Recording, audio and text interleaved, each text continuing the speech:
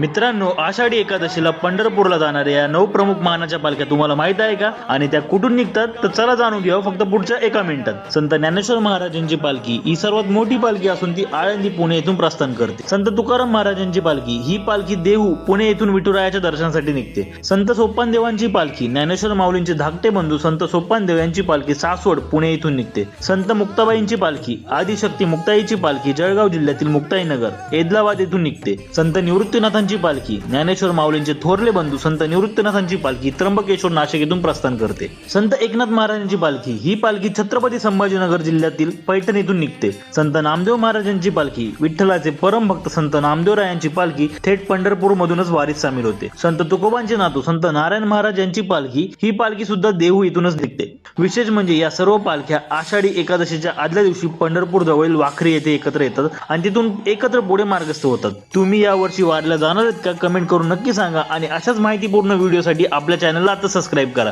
Jai Hind, Jai Maharashtra.